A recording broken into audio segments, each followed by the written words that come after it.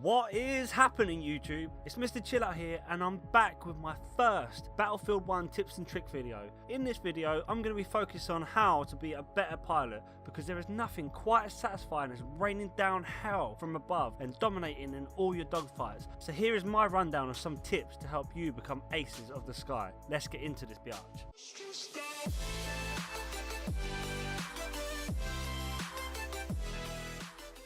So first things first, it's important to know how your plane's controls work. The right analog controls your bank, and the left analog controls your throttle and yaw. For those of you that don't know what yaw is, it's basically the tail of the plane tweaking to allow for a smoother turn without having to bank.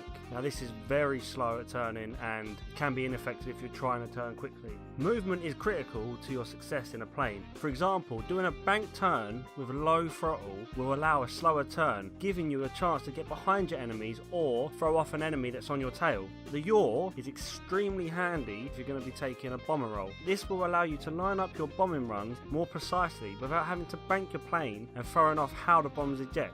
So get to grips with your controls and how the plane manoeuvres before taking to the battlefield properly. Unless you've played other battlefields, I would suggest going into the pilot missions first just to get the basics and then taking it onto the battlefield.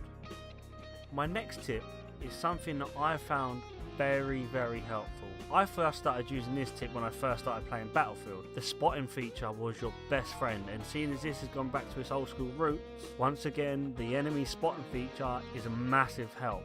In the older games, the higher level you become, it made it easier with the use of radars and things like that. But where in World War I planes were so primitive and they was only just introduced as a means of war, they were bare basic. You had your gun, you had a gunner, you had two wings, an engine. That was about it. Or maybe if you got lucky, you had some sort of a bomb that you would literally drop. Didn't really have much guidance with it.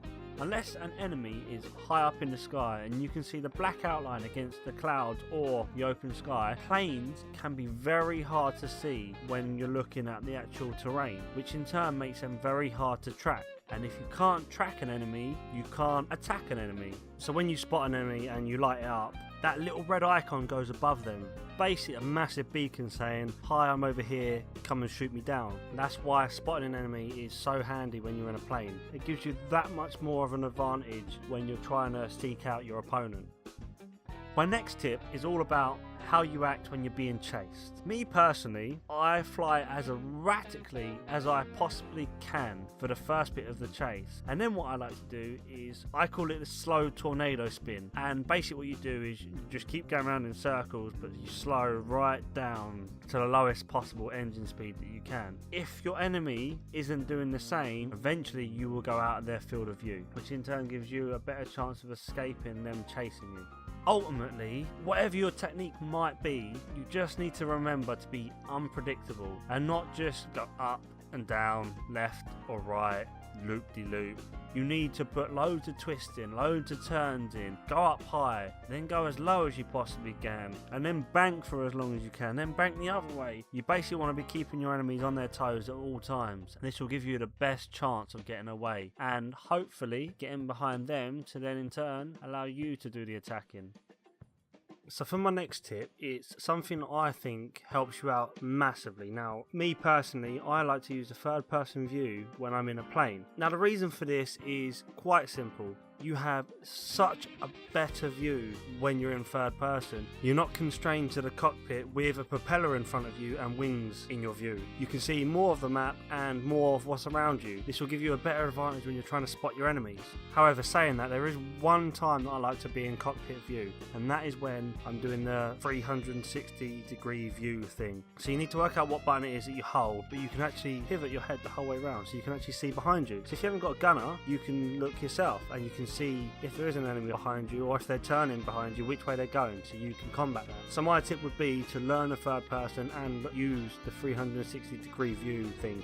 Another big tip is how you aim your gun or how you aim when you're bombing. Now I see people do this all the time with first person shooters when I'm watching them play, and that is they aim where the person is and shoot and wonder why the bullets aren't hitting them. but you've got to remember it takes a while for the bullets to travel from you to them. Now most of the time they're in such close proximity that it doesn't really matter, but when you're in a plane and you've got 50 meters between you, so you get bullet drop first of all, plus the bullets are going to be hitting where the plane was when you shot it, not where the plane is now.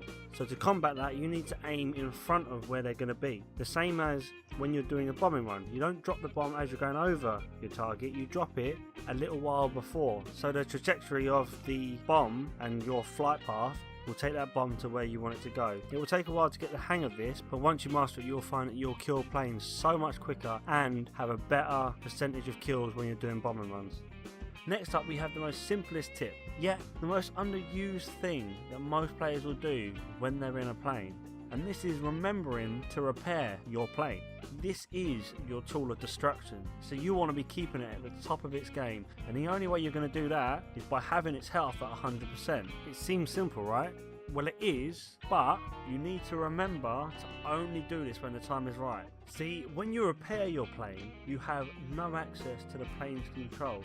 It can be quite deadly when the plane is flying in a straight line, because you're basically a sitting duck to all your enemies, and if anyone has any understanding of the game, they will realise that the reason you're going in a straight line is because you're trying to repair, and that's when they'll attack the most.